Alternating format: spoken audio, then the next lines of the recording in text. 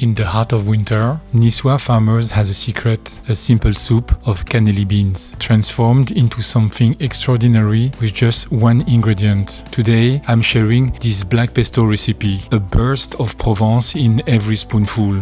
This soup is subtle and beautiful on its own, but when you add the black pesto, it transports you straight to a sun-drenched summer in Provence. What a difference this condiment makes. It's pure joy and happiness. Unlike the summery green Pistou, this version uses black olives, sun-dried tomatoes, pine nuts, and capers. Ingredients that kept well through the cold months. The result? A soup that's earthy, briny, and so deeply satisfying. It feels like a hug from the Mediterranean. Let's prepare the black pesto. Quickly on the pan on medium-low heat, we are going to toast the pine nuts. That takes just a few minutes. When the pine nuts start to release the aromas, that's when they are starting to toast. So watch them carefully. They are starting to brown slightly, but the browning is going to happen quick. And now they're ready, so you have to remove them from the pan because they're going to continue cooking. I'm going to transfer them into a plate to stop the cooking. As you can see, I'm using a mortar and pestle. The reason why I use it is because I have it, and if you don't have it, you can use a blender. If you do it in the blender, don't overblend it. Don't make it into a puree. The base of black pesto is garlic. So you can put 1 or 2 cloves. I will put 2 because I like it garlicky.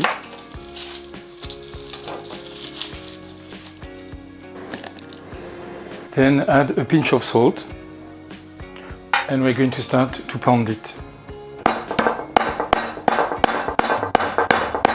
Now we are going to add the pine nuts.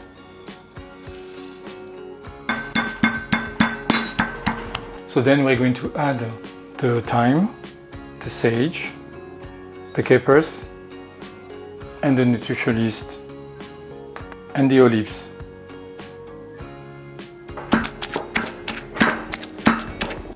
Then we're going to add the tomatoes. Now the pesto is reduced into a paste. We're going to add the anchovy paste. I'm going to put the equivalent of 1 tablespoon. So that's going to bring saltiness. So probably we don't need to add salt after that. So this is already a paste, so it doesn't need to be necessarily pounded. And to finish, we're going to add olive oil. The olive oil is going to help you keep your pesto for a few weeks.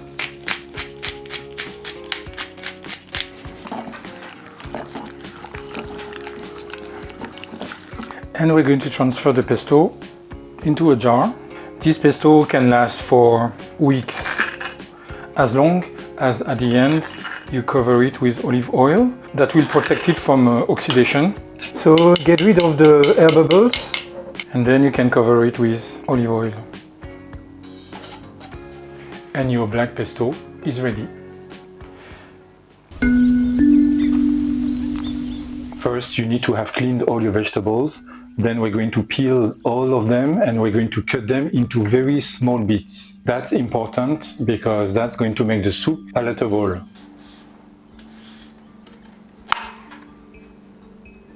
Then you're going to cut your carrots into 4mm, 5mm strips. Like this. Then you stack 2 slices, that's easier to cut, and then you make strips of 4 or 5mm large, and then you make little cubes. You don't need to be ultra precise with the size of the cubes. Now we're going to apply the same kind of technique to the onion. You cut in 2, you remove the peel.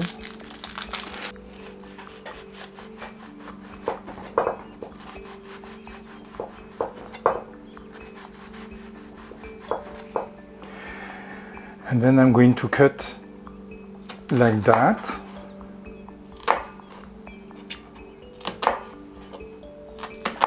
And now when you slice, you're going to see you have little cubes.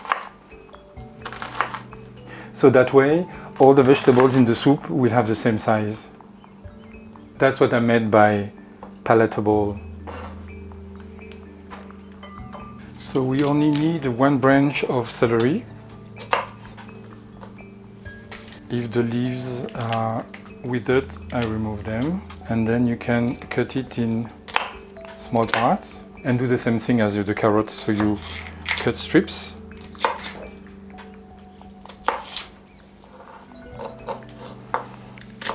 And then cut. You could use a food processor to do these operations, that's totally fine. Here I'm showing you just to do it with a simple knife. The leek. I cut a bit of this because this is fibrous, so you can eat this but not too much of it. So this one we're going to cut it in half.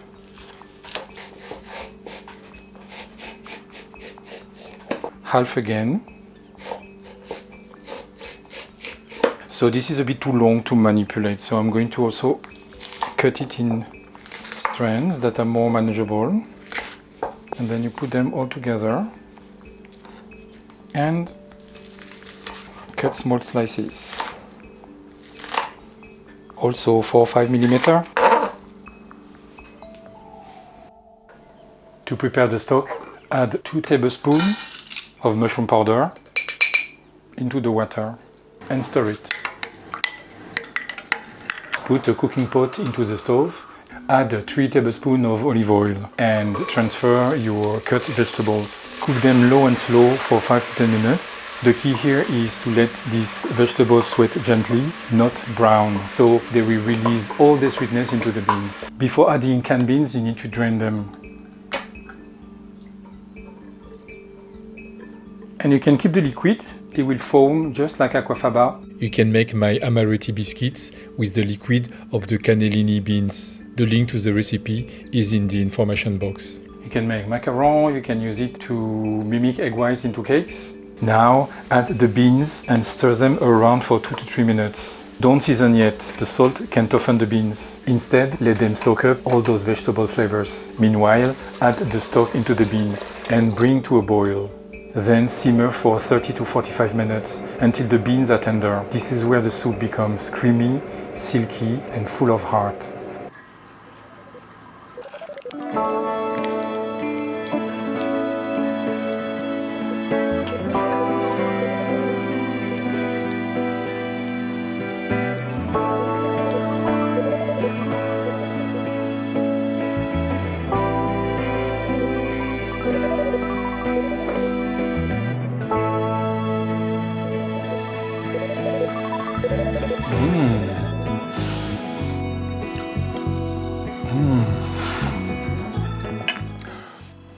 This is amazing. This is like something you have never tried before. The combination of flavors is absolutely extraordinary. The soup is creamy and full of the vegetable flavors. Then you are hit by the umami punch of the pesto. The olives and capers add a briny depth. The pine nuts and the nutritional yeast brings a buttery sensation. The sun-dried tomatoes bring a slight sweet note, and the garlic and the Provençal herbs combined with the olive oil turn this pesto into a symphony of Provençal flavors. It is really absolutely delicious. You have to try that. It's bold, it's savory, it's floral, it's full of flavor and richness that transform the soup into an experience. This is a revelation. If you like green pesto, you are going to be amazed by black pesto. This is beyond everything I've tried in Provençal cuisine. If you loved this recipe, let me know in the comments what is your favorite comfort soup. In the meantime, don't forget to share, like and subscribe for more vegan Provençal magic. That really helps the algorithm to show this video to more people and for them to discover the vegan wonders of Provence. Thank you for watching this video and I'll see you next time.